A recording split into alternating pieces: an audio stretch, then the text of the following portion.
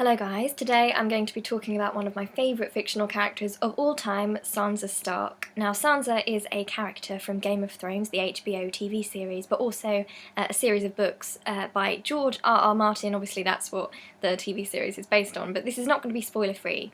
So if you're not up to date on your Game of Thrones, then you probably won't want to watch this because I might give a little something away. I almost instantly bonded with Sansa Stark when I started to watch Game of Thrones. I started to watch it very late. I think it was the third series when I had to catch up.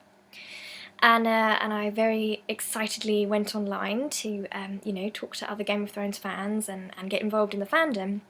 And I was quite surprised and disappointed and really confused and shocked to see the amount of hatred this lovely character was getting.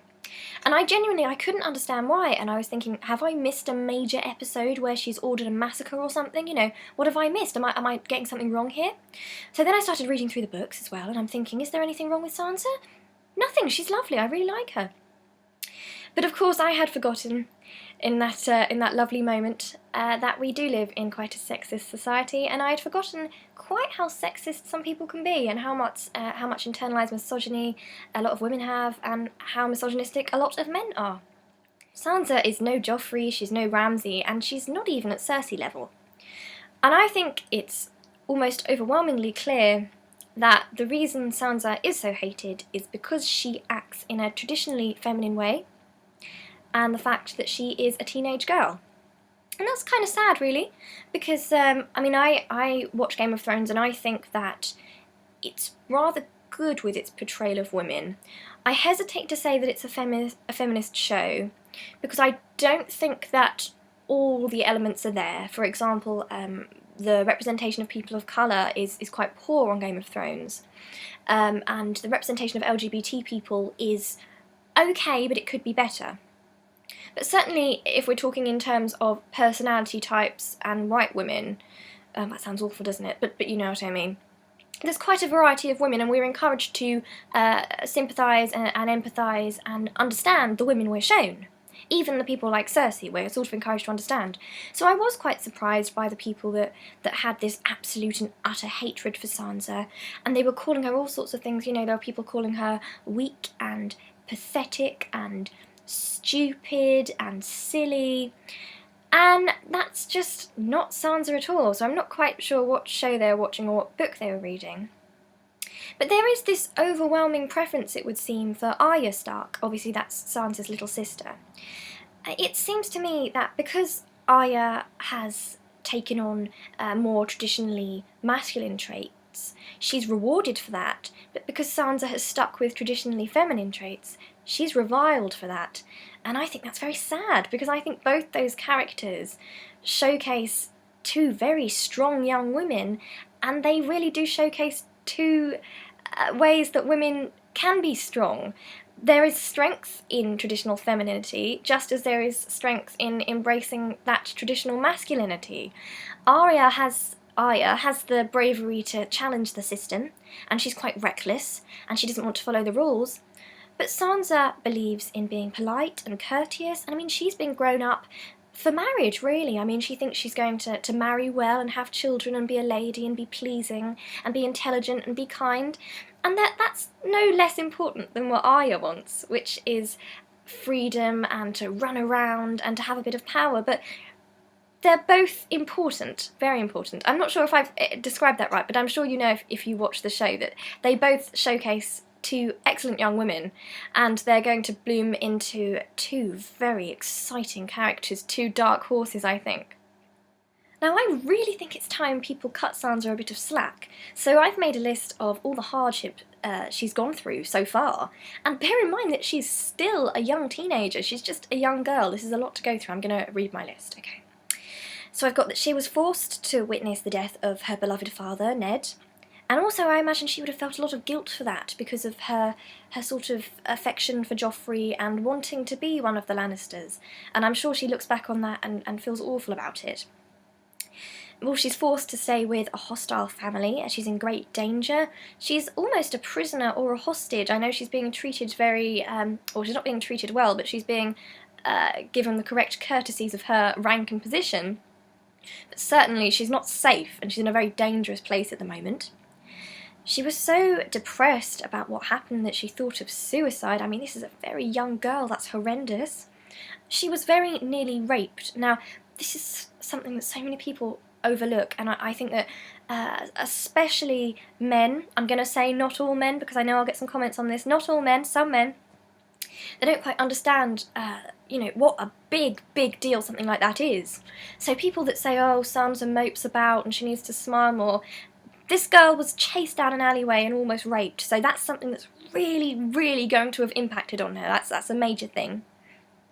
Got that she was abused by Joffrey. She was also, emotionally and physically abused by Joffrey and humiliated in front of the court, which is a terrible thing for a character like Sansa because she wants to look good in front of people. These are the court of people she wants to impress. I have got that she's forced into a marriage as a young girl with a man that she not only doesn't love and isn't attracted to, but she's kind of scared of him. I mean, we obviously feel quite a lot of... Well, Tyrion's a likeable character, I think. I like Tyrion. But for Sansa, she doesn't know if she can trust him, and he's a member of the family that killed her father, so obviously that's going to be quite horrendous for her. And obviously the main one is that her family are dead or die, or at least she thinks they are.